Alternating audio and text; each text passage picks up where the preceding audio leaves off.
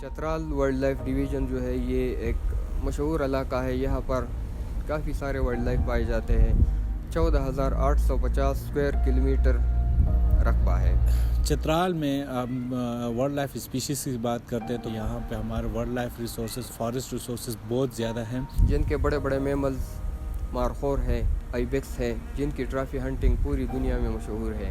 تو کارنیور اسپیشیز میں ہمارے پاس اسنو لیپرڈ, لینکس, ولف, جیکال یہاں پر ہے, فاکسز ہیں, مائگریٹری برڈز یہاں پر پائے جاتے ہیں, واٹر فالز یہاں پر کافی تعداد میں پائے جاتے ہیں.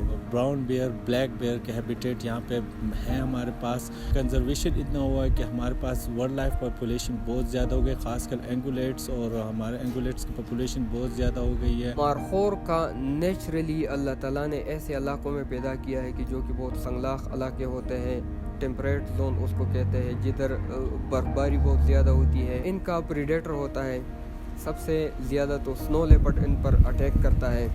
لنکس یہاں پر جو ہمالین لنکس پائے جاتے ہیں وہ بھی ان کا سب سے بڑا دشمن ہے, وہ بھی ان پر اٹیک کر سکتا ہے. ان کے جتنے بھی پریڈیٹر ہیں یہ قدرتی طور پر اللہ تعالیٰ نے اس لیے پیدا کیے ہیں کہ ان کی تعداد کو چیک کریں, ورنہ ان کی تعداد اتنی زیادہ ہو جائے گی کہ یہاں پر جتنے بھی پودے ہیں, فلورا ہے, تو ختم ہو جائے گا.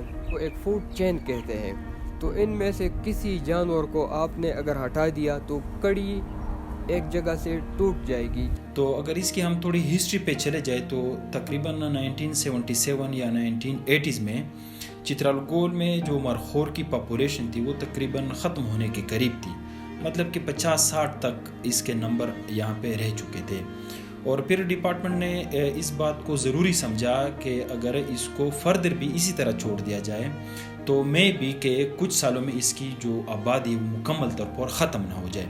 تو 1988 میں اس ایریا کو as a national park declare کیا گیا. اس کا بیسک ایم یہ تھا کہ ایک تو یہاں پہ جو مارخور ہے اس کو پروٹیکٹ کیا جائے, اور جو دوسرے اسپیشیز ہے لائک جو سنو لیپرڈ ہے ان کو بھی یہاں پہ تحفظ مل جائے, اور ساتھ ساتھ جو دوسرے بایو ڈائیورسٹی ہے ان کو بھی یہاں پہ پروٹیکٹ کیا جائے. یہ کمیونٹی بیس اپروچ پہ ہوا. پیم پروجیکٹ میں ہم نے as a technical supervision, technical assistance provide کی تھی. یہ جو کمیونٹی کا جو یہاں پہ انوالومنٹ ہے وہ 1990 سے شروع ہو چکا. جب یہاں پہ پیم پروجیکٹ آ گیا, WWF اور وائلڈ لائف ڈپارٹمنٹ نے اکٹھے پروجیکٹ کو لانچ کیا, جس میں WWF نے اس کو وائلڈ لائف ڈپارٹمنٹ کو ٹیکنیکل سپورٹ بھی پرووائڈ کی, فائنینشیل سپورٹ بھی یہاں پہ ان کو پرووائڈ کی. جاتے ہوئے مختلف قسم کے ڈیولپمنٹل کام بھی یہاں پہ انڈر دا پروجیکٹ کیے گئے.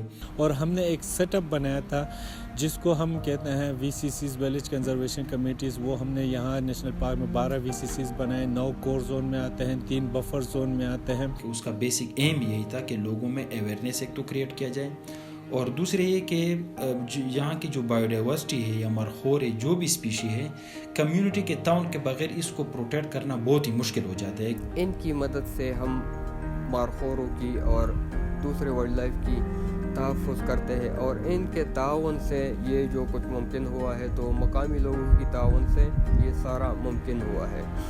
سب سے بڑی بات یہ ہے کہ کمیونٹی اور ڈپارٹمنٹ کے درمیان ہم آہنگی ہے, ایک ساتھ کام کرتے ہیں, اور کمیونٹی انتھک کوششوں کے ساتھ مختلف سیکٹر پر کام کرتے ہوئے ایک کامیابی کے منزل طے کر رہا ہے. یہ جو ابھی اتنی زیادہ تعداد ہو چکی ہے تو یہ ڈپارٹمنٹ کی انتھک کوششوں کی وجہ سے, اور ساتھ ساتھ میں کمیونٹی ہمارے ساتھ مکمل تعاون کرتی ہے. کنزرویشنسٹ بن چکے ہیں اور وہ ہمارے پاس بہت ہی زیادہ تعاون کر رہے ہیں. توشی شاشا کنزروینسی میں جب ہم شکار کرتے ہیں, ٹرافی ہنٹ کرتے ہیں, تو اس سے پہلے ہم سروے کرتے ہیں.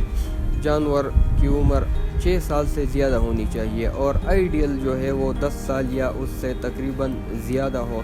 بوڑھا جانور جو ہے اس کی سیکشول میٹنگ کیپیسٹی جو ہے وہ تھوڑی کمزور ہوتی ہے. 2 مارخور کی شکار وہ کرتے ہیں, اور ان سے جو آمدنی ملتی ہے اس کا 80% کمیونٹی کے ویلفیئر ڈیولپمنٹ میں یعنی استعمال ہوتا ہے.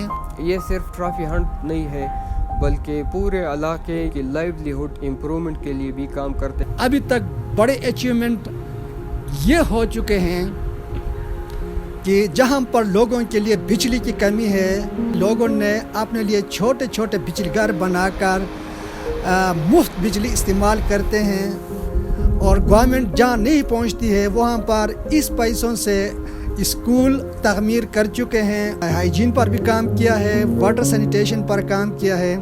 مختلف انفراسٹرکچر بن گئے، لوگوں کو مختلف قسم کے لائیولیہوڈ پروگرام دیے گئے، مختلف VCCs بن گئے، BODs بن گئے، مطلب کہ انہی وجہ سے لوگوں میں اویئرنیس کریٹ کیا گیا، ان میں شعور پیدا کیا گیا۔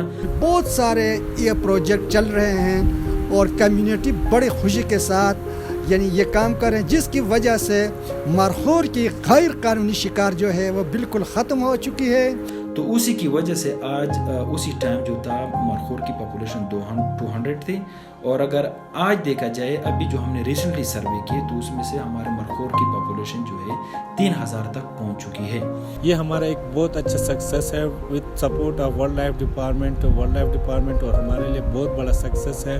سمپلی اگر ہم دیکھیں تو اللہ تعالیٰ نے کسی بھی چیز کو بغیر حکمت کے پیدا نہیں کیا ہے۔ بچو بھی اگر ہے، سانپ بھی اگر ہے، تو سارے وائلڈ لائف کے زمرے میں آتے ہیں اور یہ ماحول دوست ہے۔ اس کی حفاظت ہم سب کی ذمہ داری ہے، کمیونٹی کی بھی ذمہ داری ہے، گورنمنٹ کی بھی ذمہ داری ہے، اور جس طرح یہ ورلڈ لائف ایکٹیو طریقے سے کام کر رہا ہے، بہترین طریقے سے کام کر رہا ہے، اور ہم کو گزارش کرتے ہیں کہ WWF بھی اس کام کو مزید آگے چلائیں، تو ہم آپ کے ساتھ ہر طریقے سے کوآپریشن کرنے کے لیے تیار ہیں۔ میرا پورے چترال کے لوگوں کو خصوصاً اور باقی پاکستان کے لوگوں کو عموماً یہ پیغام ہے کہ آپ وائلڈ لائف ڈپارٹمنٹ جہاں پر بھی ہو ان کے ساتھ تعاون کریں۔ جس طرح ہمارے آباء و اجداد نے جتنے جانور دیکھے ہیں وہ جانور ہم نے نہیں دیکھے، جتنے جانور ہم نے دیکھے ہیں شاید ہمارے بچے وہ جانور نہ دیکھیں، اور اللہ نہ کرے جتنے جانور ہمارے بچے دیکھے ان کے بچے کوئی جانور ہی نہ دیکھے۔ تو ہم نے ان سب کی بقا کے لیے کوشش کرنا ہے کہ سارے جتنے بھی جانور اللہ تعالیٰ نے پیدا فرمائے ان سب کو ہم نے بچانا ہی ہے۔